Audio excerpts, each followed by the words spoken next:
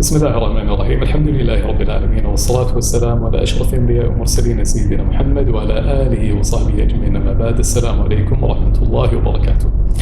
Dear brothers and sisters and all over the world, may Allah subhanahu wa ta'ala accept from you your great efforts, and may Allah subhanahu wa ta'ala guide us and you to the way of the Jannah. Today, inshallah, in our first episode of this small series, which is talking about the people who had converted to Islam in the last few years who are living now in Kuwait.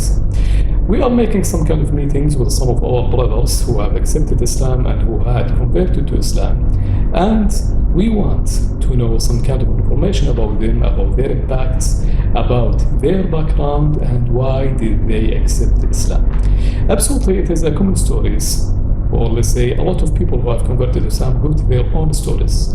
But the most important thing that we should take the wisdoms from this kind of stories, and also we should get some kind of lessons and also knowledge and also experience from those people who have accepted Islam and who have take the truth way. And today, inshallah, we go to our brother, Abu Jibreel. Mr. Abu Jibreel, how are you doing? Alhamdulillah. I think ciao, right? Ciao, yes, ciao, come stai? Ciao mean hello, I think in Italian language. Yes, hello, goodbye, I have different meanings. MashaAllah, that's good. May Allah subhanahu wa ta'ala. Mr. Abu Jibreel, I wish that inshallah we got some kind of great information inshallah today, and great experience from one of our brothers who had accepted Islam before maybe about 14 years. Now it's about 8 years. 8 years only, mashallah. Yes. May Allah subhanahu wa ta'ala accept from you.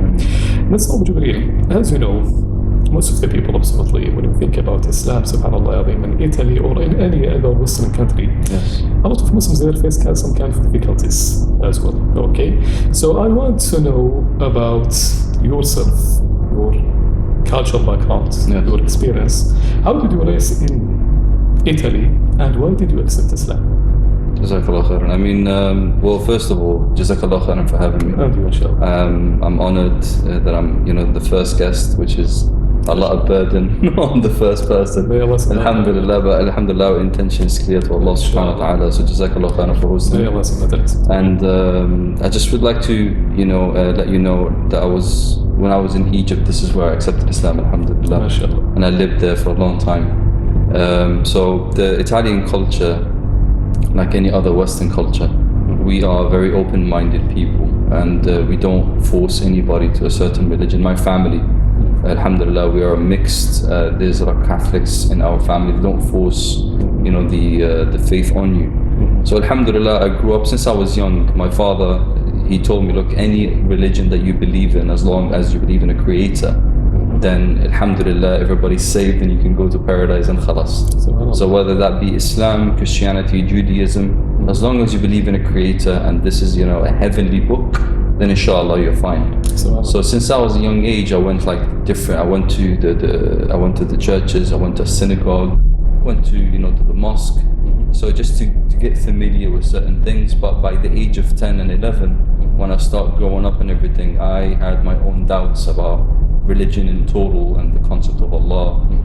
And along the line, alhamdulillah, there was some few signs here and there, but I lost my way. And by the will of Allah subhanahu wa ta'ala, in 2010, I accepted Islam. And beforehand, my family, they really didn't know what I was on about when it comes to the religion and what do I accept and what do I believe in. Because I believed that was something personal and I should not share this with anyone. It's a personal choice. Right? Yes. So it's really important to think about it. You accepted Islam, Allah in Egypt. Yes. And after that, you returned to Italy, right? No. So I was in Egypt, and then I went to England afterwards, and I stayed in England for a long time. I was traveling before. However, when I was in Italy, and the family were there, we are very, as I told you, we're very open-minded. We don't really speak about religion. It's we're more family-oriented. Get together, live a good lifestyle, and that's it. Okay. I would say that when I was in Egypt, I found more of a religious impact rather than anywhere else, because regardless of if they are religious or not, they tend to speak about religion, constantly. So I would know people, for example, that they are Muhammad, Abdul Rahman, Aisha, and so on, these Islamic names, but you find them maybe drinking, partying, they're with us in that kind of environment. However, if a dish was presented to them with pork, they'd say no, it's haram. Subhanallah, you see. And at the time I didn't understand the concept. I mean, you know, you were there just drinking right there, and from your concept this is haram, but yeah, you're saying no to this and yes to that. This is how I thought of it before. So you defined the, let's say, the Islamic view in Egypt as you think about it. Yeah, alhamdulillah, I did later on. I would say when you don't look for something, you're never going to see it, even if it's in front of you. Unless you really want to see it and want to find it, then subhanallah, Allah put it in motion for you. So I would say, yani, for example, the situation that I just gave here today, I thought maybe I was judging the person. How can you not, you know, eat pork when you're drinking? But alhamdulillah, now I would say, mashallah, even though they are sinning, they still have this, you know, fitrah, that they're still trying as much as possible not to sin against Allah, and that clicked afterwards. But before I was judging, thinking how can you do this and not do that, but now I know, mashallah, they're still trying to uphold something from Islam, and that was one of the reasons that made me think. And when you compare between religions, absolutely, between Islam and the Christianity, as I know, the Christianity has some kind of wisdoms, or say some kind of commands. If you didn't follow it, you are not a Christian. So when you compare between it, okay, they are Muslims and they are doing that and that, so they are not real Muslims. In your opinion, right? Yes. So basically, when I was searching the last 2 years before I accepted Islam, I was really searching deeply about certain things. I was searching, so I read and I asked priests, and I went to churches and I spoke about Christianity. I've spoken with Buddhists, atheists. I've done the full 9 yards, trying to understand what's going on and why do I have to accept a certain faith or religion. So you search a lot of religions between you before. Yes. You accept Islam. Yes, and nobody knew about this. You see, the best thing about that was I had a lot of doubt in my mind. I had a lot of bad questions. I would say the last 3 years I was non-religious whatsoever. There was no religion. I was more of an atheist rather than anything else. And nobody knew about this because that was very personal to me. And I would also like to highlight that before Islam, I used to be a musician. I used to be in the music industry. And living that lifestyle with party, concerts and traveling and all the 9 yards that you can understand from that concept, you know, religion is not even there. You don't even think about these things. It's a completely dunya lifestyle. Yes. So even though I was living that lifestyle, one of the main reasons, I have 2 main reasons that made me consider going through understanding Islam and the purpose of life. The first one was that when I was, you know, into the music industry and living my life and everything else, I felt a void in my heart that regardless of the things that I've done in my life, it's still not filled. And I didn't understand what it was. So regardless of the partying, drinking, you know, traveling, doing all these crazy things, something in the soul, I think. Yeah, there was something empty. I didn't understand what it was, subhanAllah. That was one thing that made me start to think. The second thing is that the people that I was trying to imitate, like, you know, the rockers and the musicians, they are one of 3 categories. Either they commit suicide, either they die from drugs, or they live on drugs. So I thought to myself, I said, subhanAllah, and if I reached, you know, to be like this person, I'm going to be one of these 3 things, and I don't want to be these 3 things. I don't think that's the purpose. So these 2 mixed together made me start to question a lot of things in my life. Adding on to this, in 2006, subhanAllah, I was working in retail while I was in college to get money, extra money, and I was working in Calvin Klein. I met beautiful brothers there, a Lebanese brother, I met an Egyptian brother, and a Syrian brother. These 3 people, subhanAllah Azza wa Jal, their da'wah to me was their manners and how they were to me as friends.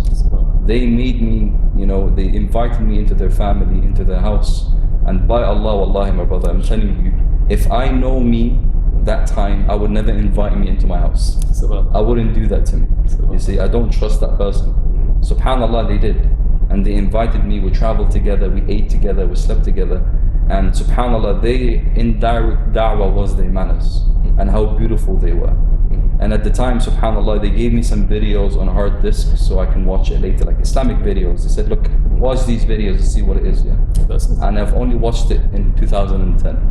So the first impact was the good treatment from some of your brothers who are Muslims, and after that, you know, have some kind of things in your soul. Yes, of course. You can understand when someone lives a certain lifestyle, you get abused and, you know, getting treated in a different way, because you have a certain status and people want something from you. And if they don't get that from you, then there's no reason to hang out together.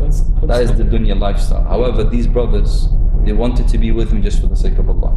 They didn't ask anything in return. They didn't expect anything in return. They just wanted to be a good companionship right there. So this is something strange, absolutely, when you think about the Western societies, absolutely. Most of them are thinking about, let's say, money, the things that I will get from you and I will return to you. Nobody thinking about the good treatment or something like that. So you find something strange in front of you. Yes, of course. I mean, you got to understand, from the Western mentality, even though I was living in Egypt, I lived in Egypt and my education was there. So, but subhanAllah, even then, the society that I was with was a very Western society. Different nationalities. We lived in a different lifestyle altogether. So you can understand, subhanAllah, a Western society is a very subjective society. We don't have an objective lifestyle. We do what we want whenever we want, and this is how it is. Nothing's stopping you from going anywhere else. However, subhanAllah, when you accept Islam and you understand the reason and the purpose of life and why you are here, everything becomes objective. And that what stops you from going further. And even if you made mistakes, you still understand there's an objectivity behind your actions. So you declared your Shahada in Egypt? In 2010, yes. 2010. And after that you traveled to? I traveled to England 3 years after that. 3 years after that? Yes. Okay, this is 3 years in Egypt before you traveled. Yes. What did you get from Islam, the principles and knowledge or something like that? So, subhanAllah, I accepted in Islam in 2010. And I was married at the time. I got married 3 months afterwards. From a Muslim sister? From a Muslim sister, yes, she's an Egyptian sister. And subhanAllah, she and I, because we're coming from a different background, you see, there was a music lifestyle and, you know, it's a completely different life. So when I decided to stop... Sorry about that, but married from an Egyptian sister helped you to prove your Arabic, I think, mashallah. Yes. No, alhamdulillah, the Arabic was there since I was young, alhamdulillah. I promise you, mashallah, my family insisted on me speaking different languages. So when I was in Egypt, I spoke Arabic, of course. I went to a French school and, you know, an English university. So they wanted me to learn languages. And I love languages, alhamdulillah. I believe it's a way of communication that opens da'wah everywhere. Even if you know 1 or 2 words in different languages, it makes, you know, the conversation easier. Alhamdulillah, and when I was there and we got married, of course I had to stop a lot of things that I used to do. And you know, one of the most hardest thing was to stop playing music. And my ex-wife, she was like, you know, no, you know, why not? And you know, music is fine as long as you don't do this and that. And at least play music at home. At least do that. And in my heart, I knew that was haram. I knew it was wrong. So, but I didn't know what to say to her because, mashallah, she knew things that I didn't know. So I went to an Islamic bookstore and I asked them. I said, "Listen, do you have anything on music?" So they were like, "Yeah, just go right there." And I went, and there's like thousands of books, you know, on music. I didn't know which one to pick. So I sat on the floor, start picking some books, and then I go, okay, music is halal as long as it doesn't take you away from salah, blah blah blah blah. Okay, put this on the side. Music is this, and then I came to a book of fatwa. And when I was opening the book, it says, okay, music is haram because Allah said this, the Rasulullah said that, the tafsir said this, the Sahaba said this. And I was like, mashallah, you know what, the way, you know, the evidences were there. I didn't want any emotional or sociological position. I wanted evidence. If I accepted Islam, I accepted Islam because of the evidence. Yes. Because I had so many questions in my life that I asked all the different religions and all the different philosophies. And the only thing that they came back with is 3 things. Either it's emotional, either it's a personal, you know, thing that you have to believe in, and this is my personal choice, or it's evidence. SubhanAllah, also the preachers in the churches, I think, maybe you know about that. Yes. Because you were raised in a Catholic, let's say, family. I was talking to some kind of preachers about the Bible, for example. When you are talking to them about it, they are, let's say, they are talking about philosophy things. They are not talking to the evidences and also not talking to the Bible. Yes. So this is one of the things maybe. Yes, I mean, you know, from the concept of understanding why am I here, because my questions were very simple. And the main questions were, why am I here? Where am I going? Why should I go this way rather than that way? Okay. These were very basic questions. That's good. And the only thing that gave me evidences to support these things were Islam. Everything else was emotions, personal choices. It's a philosophy. and it doesn't give me evidences. Islam was the only thing. So when I accepted Islam based upon the evidences, and I promise you, it wasn't brainwashing. It's a personal choice. I chose to be a Muslim. I chose to go through that path. And this is my own thing. And I do say, yes, it's challenging to become a Muslim and to change your lifestyle, of course. But because the evidences are there, this is why you're objective now. Alhamdulillah, you know, it's like I'm saying to you, you know, if you put £5 into the machine, it's definitely going to give you the chocolate that you want, definitely. This is how simple and objective it is. You see what I'm saying? Forget about the philosophy, oh, the money might be jammed or whatever. And you're going to have these people saying, you know, whatever. But you know, you put money, something comes out. Islam was like this. You ask the question, evidence comes out, that's it. Alhamdulillah. So when I was looking through the books of, you know, about music, I wanted evidences. I didn't want emotional, you know, expressions.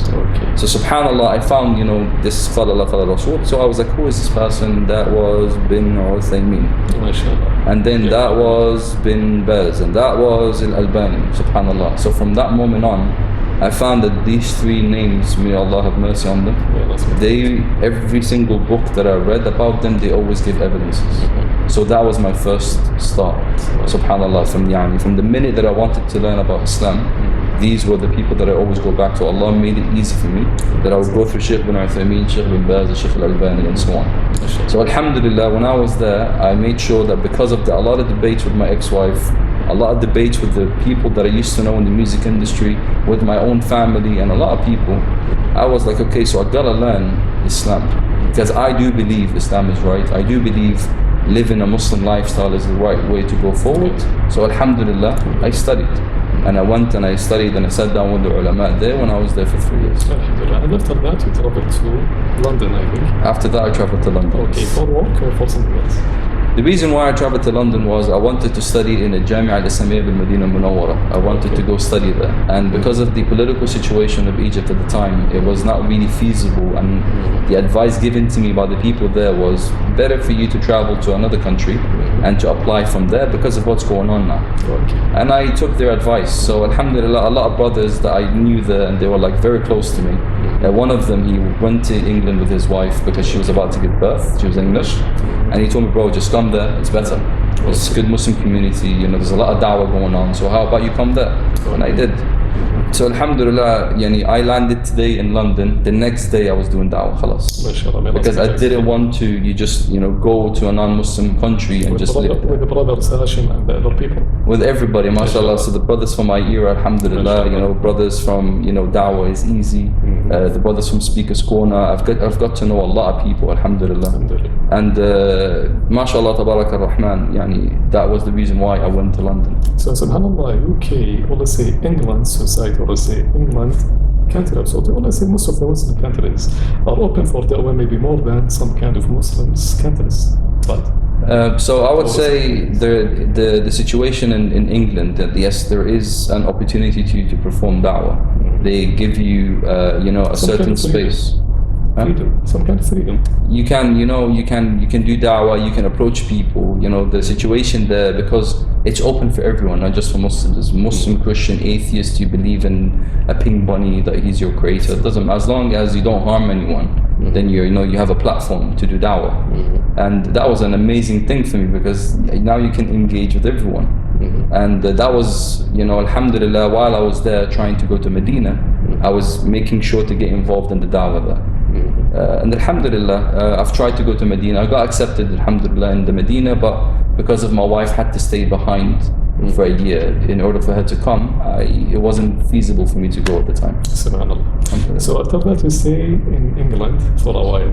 Yes. And after that we decided to come to Kuwait. Yes, subhanallah. And we are here in Kuwait, so. Yes, alhamdulillah, and I thank Allah subhanahu wa ta'ala. I would say it's one of the best choices that I made in my life after I became Muslim, to become here. And it was unexpected, subhanallah. As I'm telling you, what is the main reason that you left UK and come to Kuwait? So as I told you, the main reason for me to go to England wasn't to stay there. I wanted to go there so I can go to Medina. And when that didn't work out, I was trying to go to another Muslim country because I wanted to continue learning. And you know, so as a step, and after that, going to a Muslim country. Yes. Just on this. Yes, alhamdulillah. So alhamdulillah, I've met some brothers there I was living in Newcastle at the time, and I met some beautiful brothers from Kuwait. And they knew that I was trying to go to Medina, trying to study and so on. So they offered, they said, how about, you know, if you want to, you can go to Kuwait. And mashallah, there were scholars there. And one of my favorite scholars, mashallah, that is very close to my heart, Shaykh Uthman al-Khamis. And when he told me Kuwait, I was like, yes, of course. If I can go study with Shaykh Uthman al-Khamis, it's really great, subhanAllah. You know, they'd put me there, I'll go there. And mashallah, they did. In 3 months, alhamdulillah, they were like, khalas, come down to Kuwait, alhamdulillah, you know, we're ready. And alhamdulillah, I came. Alhamdulillah. And after that, found a job, and alhamdulillah, I mean, everything is good now. Alhamdulillah, yes, alhamdulillah. So, what is your, let's say, first of all, I want to ask you 2 questions. The first question is, what do you think the future of da'wah here in Kuwait and in other Muslim countries, or let's say Islamic countries, will be? And the second question, what are your projects for the future, inshallah, to help the Muslims? Okay. To increase da'wah. I would say, well, 2 things. Number one, from my humble opinion, and this is as far as I've seen from England and coming here, I would say the da'wah scene in Kuwait has a massive potential to grow. There is so many projects you can do here. Because as you have, of course, you have a massive number of population that they are not Muslim here. They are either Hindu, or they Sikh, or they're Christian, or the atheists. So you have a lot of them here, mashallah. Even though it's a small country, you have a lot of that in your society. So there is so many projects that you can tackle and you can do da'wah. Let alone that you have, mashallah, a lot of Muslims that they still need da'wah. They still need to see the authentic Islam. One of the best things that we have in the Western societies when you practice Islam there is the connection that you have with your brothers and sisters. You need to, because we are a minority in a society, we make sure that we come together more often than none.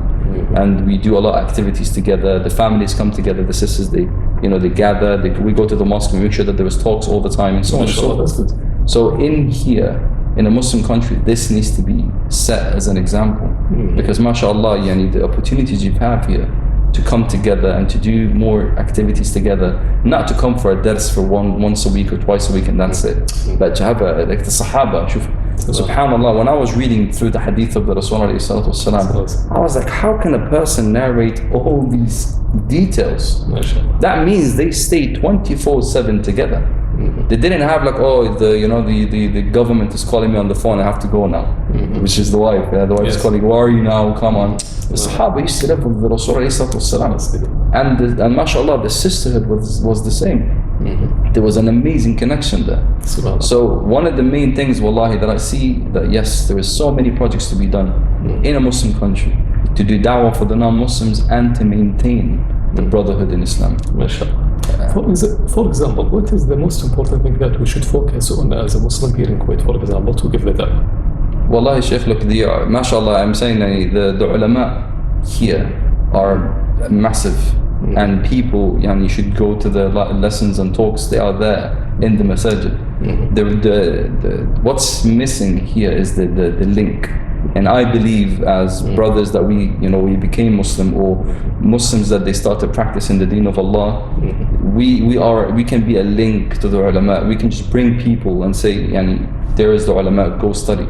So what we should do is we should show the brothers and sisters what it is to be a Muslim who is we are not old, we are not born in that way. We used to be worse, 10 times worse than you are, but alhamdulillah we chose to be this way. And let me tell you why this is a good lifestyle. If they can relate, you know what I'm saying? If someone is a druggie and he's speaking to someone who never tasted drugs in his life, they would never connect. Absolutely. Because he would tell you don't understand what I'm going through. But if he met an ex-druggie, he'll be like, okay, now I can communicate, there is something there. So, mashallah, one of the things here is that the brothers need to start doing da'wah and go into the places where the brothers need help, need da'wah, Muslims or non-Muslims, and speak to them and show them the reasons, mashallah. There was a lot of talab al-ilm here. What you guys know when you finish your school in this country, we don't know yet. You see? even if they're basics, but we don't know it yet, subhanAllah. So by these, it's very easy to go to, Starbucks or the places that they gather and just do da'wah, speak to them, explain to them why, give them a chance to go and see the difference. That's good. You see? Okay, do you got your own projects or something in your mind that you will do in Kuwait in the future? Oh, subhanAllah, Sheikh, I have so many projects on Allah knows. SubhanAllah, may Allah subhanahu I heard about that. I want to know at least one of your projects that you think that you can, inshallah, complete it in the next, for example, a year.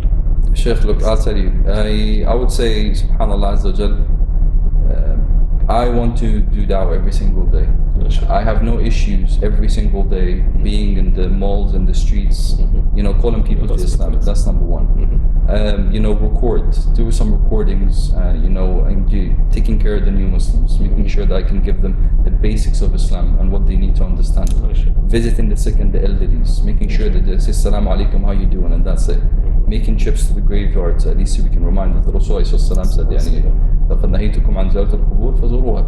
Yeah, so now just to go to remember, you see, just doing activities in that sort. At the same time, I wrote, I've done a coloring book of Aqidah for children in English, and I have other things that I want to write. So the da'wah is non-stop. There's so many projects happening. And a lot of ideas. Yes, it doesn't stop, because we were doing this. Something, right. It's not easy to be honest with you, even to focus in. But anyway, inshallah, you are doing good. Alhamdulillah. Alhamdulillah. So, according to that, inshallah, in just 1 minute, what do you think about the future of da'wah in, let's say, the Muslim world, okay, and also in the world, absolutely? What do you think about it? How can we increase it by our knowledge, by our idea, and which is the size that we can cooperate with them to have our great goal to give the da'wah for every Muslim all over the world? Sheikh, I would say just an example. What we are lacking is seeing examples of what Islam is about. You would see that most of the attacks against Islam in the Western and the Eastern societies is that such and such did this, such and such said that, and so on and so forth. So it's just we need to see examples of people that they are representing Islam. I know that, subhanAllah, the deen is not taken from people. The deen is taken from the Quran and the Sunnah of the Rasul. But at the same time, you can see if the level of attack is based upon people and individuals. Now we need to start seeing some examples of good practicing people. How they treat each other, how they graze societies, how they are practicing the deen of Allah in their day-to-day basis, with the neighbors, with the, how they are in the driving, when they drive the car, when they treat you, how they smile on the street, how they offer you certain things, how they do da'wah, directly and indirectly. This is what we need to see in the Muslim and a non-Muslim country. Okay, may Allah accept you. Ameen. Okay, the last words. Yes. What do you want, inshallah, to say in this, let's say, in this last of our episode? All I can say that may Allah subhanahu wa ta'ala open our hearts to the correct way of Islam, and to clear the misconceptions of Islam, and may Allah use us to be means of to guide people to the right path. MashaAllah. Anyway, it's a great honor to meet you today, and may Allah subhanahu wa ta'ala accept your great efforts, and may Allah subhanahu wa ta'ala guide us, inshallah, to the way of the truth. And that's all, brothers. May Allah subhanahu wa ta'ala accept you, and we thank Mr. Jibreel for his attending, and wait us, inshallah, in our next episodes, inshallah, and thank you for listening. Assalamu alaikum.